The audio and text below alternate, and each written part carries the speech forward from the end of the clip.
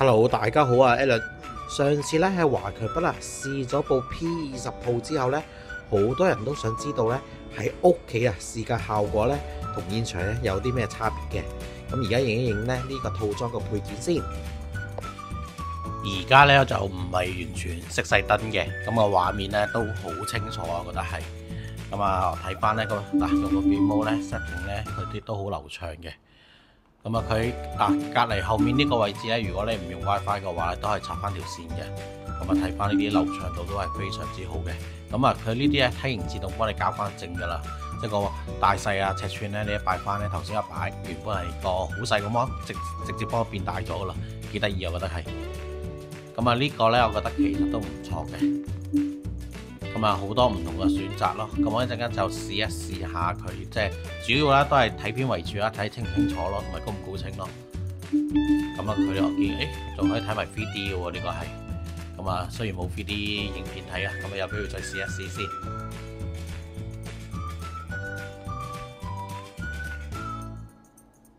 咁啊，隔離呢度咧有 YouTube 啦，咁啊撳入去先。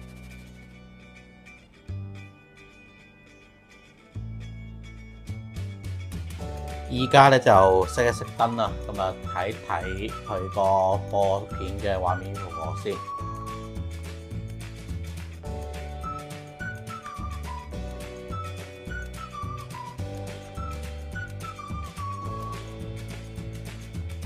嗱，大家睇，我而家睇嘅時候咧，其實同真係一部高色電視咧差唔多。熄咗燈之後，畫面咧係非常之流暢同埋靚嘅，我覺得係。咁啊，最重要咧其實大家都想知咧，佢有冇得睇嗰啲免費其他電視台嘅電影？咁我而家都撳一撳去睇下佢播出嚟清唔清楚。佢呢度 Google Play 呢啲都會有嘅。咁啊，上次咧亦都有人留言咧，呢度有冇 Google Play 嘅？佢係有嘅。咁啊，呢啲都係 HDMI 線啦。咁啊，睇埋佢嗰啲影片播放如何先。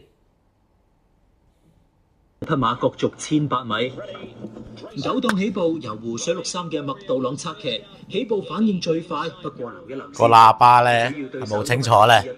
而家就睇緊三色台啦，咁啊三色台咧都係好清晰嘅，同埋都係流暢嘅，唔錯嘅。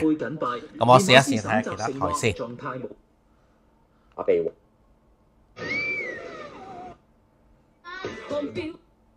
我沒理他，求笑痴。哇！好多個台啊喺度。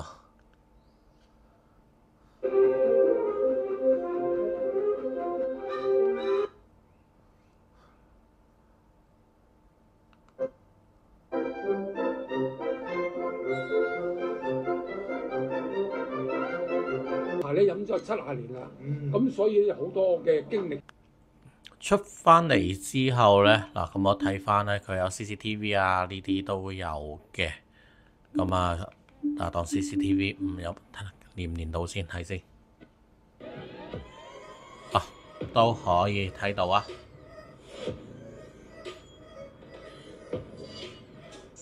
營養又美味，高品質就選北緯47。好啦，咁啊唔聽住啲聲先。咁啊，佢隔離咧呢邊咧都係設定翻個熒幕比例嘅。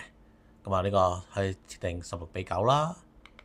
咁啊，播放速度有快有慢嘅都可以。咁亦都有其他應用程式咯，大家可以自己設定翻嘅呢個。咁啊，選擇都係唔多嘅佢。總括嚟講，如果睇電視嘅話咧，好直接講，未必有電視咁高清，但係你直接睇嘅時候個畫面咧都好清楚嘅咧。其實佢都幾適合咧，即係屋企咧地方細少少，可能擺喺床頭啊，跟住你對住個牆或者對住塊板播咧，其實都好 OK 嘅呢個。出晒名最好男嘅師傅，佢連啲最新嘅電影都有喎，一聽就知道更新得好快喎，裏面。好好相遇嘅 ，Hello。我見佢啦，呢度好多好新嘅電影啊，都有啊，更新得好快啊！佢呢啲，即係有陣時有啲未上上架嘅，佢好似都有咯。咁我見都係速度好快。咁啊，流暢度同頭先睇電視一樣啦，都係清楚嘅。電影又有，